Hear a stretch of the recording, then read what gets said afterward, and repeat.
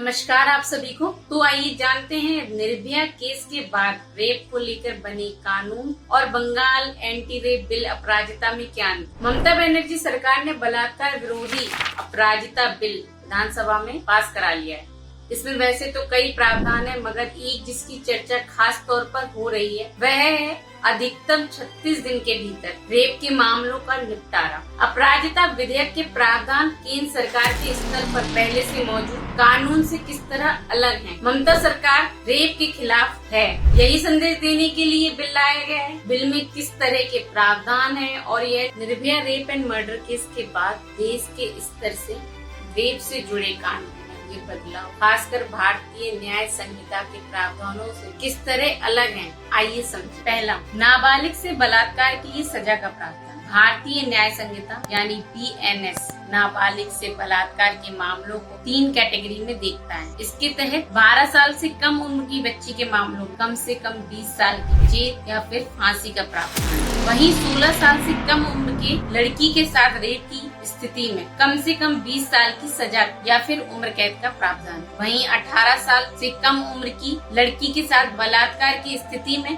उम्र कैद और मौत की सजा का प्रावधान है। बंगाल की सरकार ने नए कानून में इन सभी मामलों में एक ही सजा का प्रावधान किया है, जो उम्र कैद और फांसी तक जाती है। वहीं भारतीय न्याय संहिता में बहुत पहले 2013 में निर्भया रेप एंड मर्डर के ठीक बाद नाबालिगों से रेप को लेकर पॉक्सो कानून लाया गया, जिसके तहत फौरन गिरफ्तारी का प्रावधान था। दूसरा, बलात्कार के बाद मर्डर के मामलों में सजा। अगर रेप के बाद पीड़िता की मौत हो गई है या फिर वह कोमा जैसी स्थिति में पहुंच जाती है तो भारतीय न्याय संहिता कम से कम 20 साल की सजा का प्रावधान करती है। इसके बाद में उम्र कैद फांसी की सजा के तौर पर बढ़ाया जा सकता है। वहीं पश्चिम बंगाल सरकार के नए कानून के मुताबिक ऐसी स्थिति जहां बलात्कार की वजह से किसी की जान चली जाए या फिर पीड़िता कोमा में चली जाए तो कानून बलात्कार के दोषियों के लिए फांसी की सजा सुनिश्चित करती है। साथ ही पश्चिम बंगाल सरकार का कानून बलात्कार, सामूहिक बलात्कार के दोषियों के लिए पैरोल के बिना उम्र कैद की सजा का प्रावधान करती है, जहां दोषी को सारी उम्र जेल में रखने की बात कही गई है।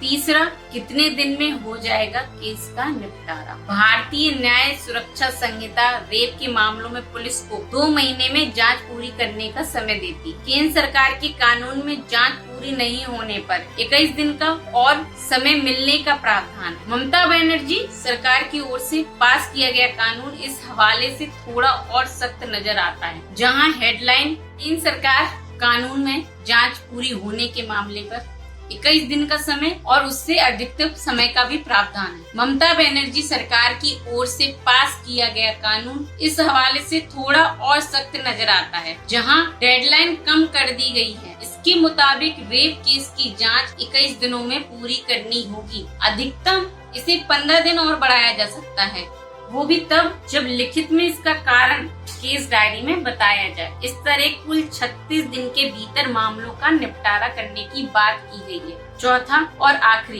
पीड़िता की पहचान उजागर करने पर सजा बढ़ाई। रेप के मामलों में अक्सर पीड़िता की पहचान उजागर करने और कोर्ट की कार्रवाई छापने के मामले आते रहते हैं। भारतीय न्याय संहिता इसको लेकर पहले ही सख्त थी, लेकिन ममता सरकार उससे भी एक कदम आगे गई है। BNS के तहत रेप, गैंगरेप, पीड़िता की पहचान, मंजूरी के बगैर कोर्ट से जुड़ी कार्रवाई छापने पर 2 साल की सजा और जुर्माना का प्रावधान। मगर ममता सरकार ने नए बिल में ऐसे लोगों को कम से कम 3 साल और अधिकतम 5 साल सजा और जुर्माने का प्रावधान दिया है। वहीं पश्चिम बंगाल सरकार ने जिला स्तर पर स्पेशल टास्क फोर्स का प्रावधान कर चीजों को और सख्त बनाने की बात की है। इसका नाम अपराजिता टास्क फोर्स रखा गया है, जिसकी नेतृत्व DSP के पास होगा। यही टास्क फोर्स तय समय के भीतर जांच पूरी करेगी। अब देखना ये है कि बाकी सरकार कब ऐसा कानून लाएंगी, हमारी केंद्र सरकार कब ऐसा विधेयक लाएगी। कब तक हमारे देश में न्याय पाने के लिए सालों साल तक भटकना होगा। ऐसी घटनाएं तो पूरे देश में हो रही हैं। सिर्फ वेस्ट बंगाल में एंटी रेप बिल लाने से घटनाएं रुकेंगी नहीं। धन्यवाद।